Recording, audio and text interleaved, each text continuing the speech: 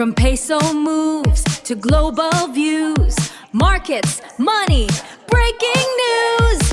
Welcome to Pesosphere, navigating the Philippine pulse in global finance.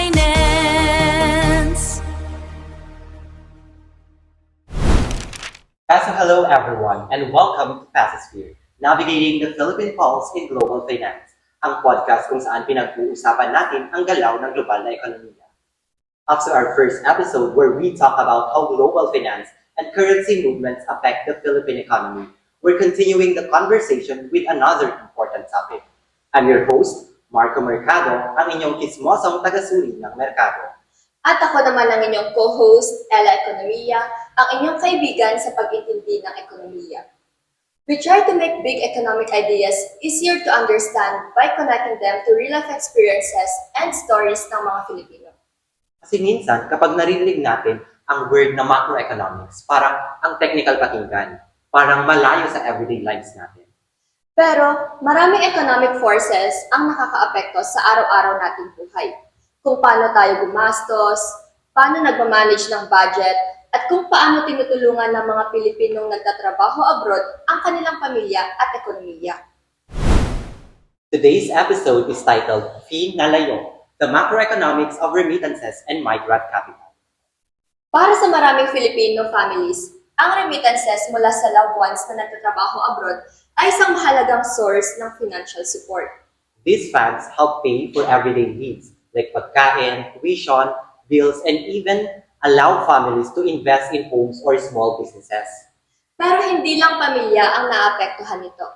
Remittances also play a much bigger role in the national economy, influencing spending patterns, investments, and even economic growth. So in today's episode, we'll explore how remittances work, bakit sila napaka-importante sa Pilipinas, at ano ang mga possible challenges kapag masyadong umaasa ang isang economy sa remittances. To help us understand this topic better, we invited several guests who will share their expertise and personal experiences. Our first guest is Ms. Felicia Files Financial, a federal global payment system specialist who studies how money moves across international financial networks. Welcome to Pesosphere, Ms. Files. Thank you, Marco and Ella. I'm very honored to join the discussion. Let's start with a simple question, ma'am. Kapag naririnig ng mga tao ang word na remittances, ano po ba talaga ito? So, if we're talking about remittances refers to money sent by migrant workers to their families or communities in their home country. Sa Philippine context, madalas itong mga galing sa overseas Filipino workers or tinatawag nating OFW who send part of their money back home to support their families. And for many families, regular itong natatanggap. Minsan monthly, minsan depende naman sa situation ang worker abroad. Yes, that's correct. Many OFWs send money consistently because their families rely on it for important expenses like food, housing, education, and other monthly or daily needs. Now, let's talk about the technical side.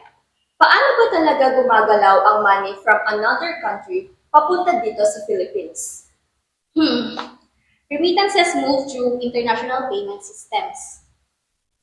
Traditionally, gumagamit ang mga tao ng banks or remittance centers, pero ngayon, marami na ang mga gumagamit ng digital transfer platforms at online banking. So malaking role ang technology ngayon sa pagpapadala ng pera. Exactly! Digital platforms make the process faster and more convenient, especially for workers abroad. And syempre, may cost din sa pagpapadala ng money, right? Yes!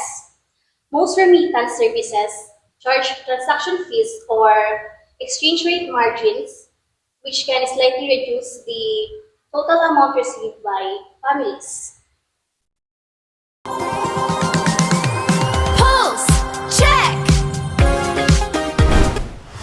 Ms. Files, it's time for our Pulse Check! Ms. Files, quick question. Why is it important to improve global remittance systems?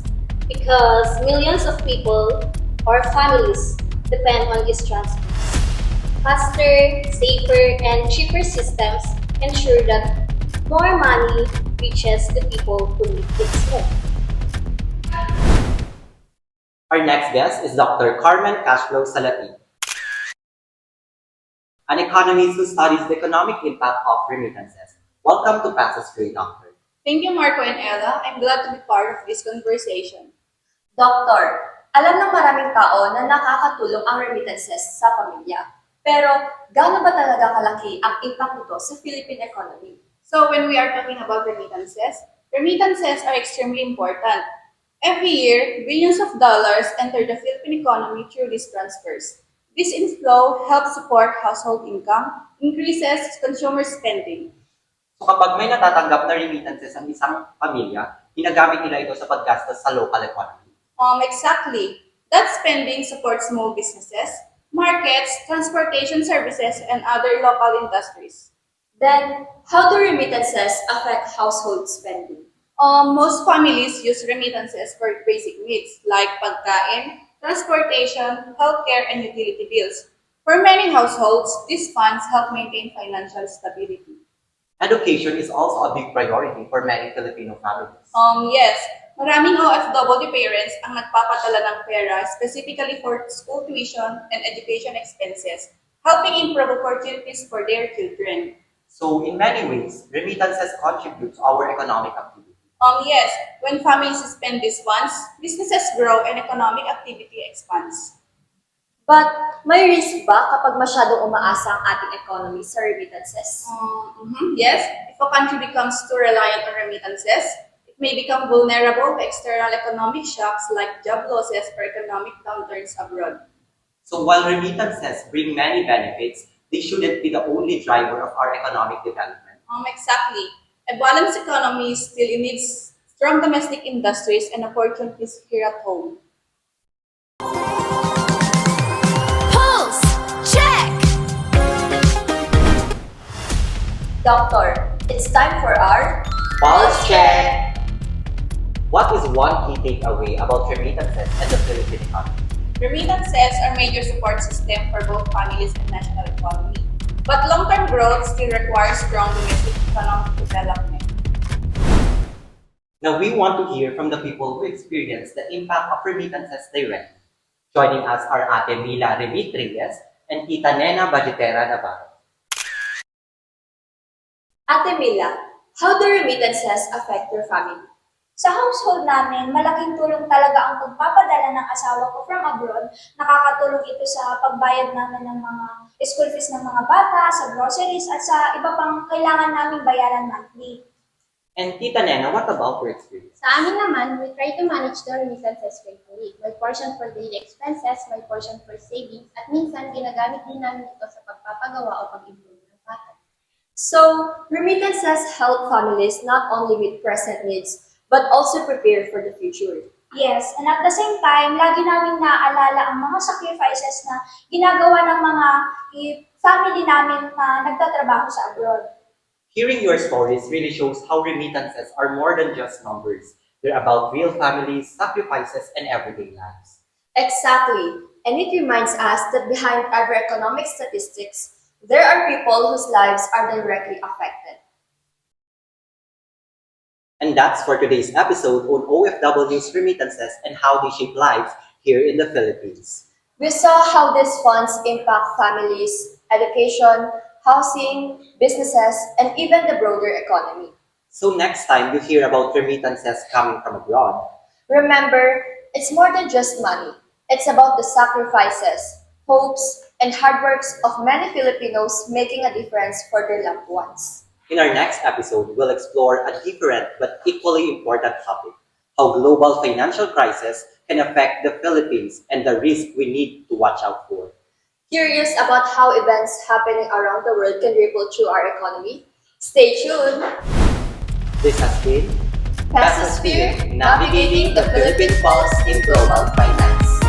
Stay tuned. Businesses who say Don't cash is go king, but away. during More crisis, cash insights becomes coming very your difficult to manage. way. What is one From important peso lesson moves to government global view. From following Up crisis, next on tumataas ang Peso presyo ng Sphere, pagkain, just for transportation, you.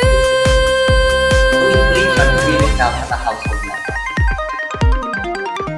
From peso moves to global views, markets, money, breaking news. Welcome to Peso Sphere.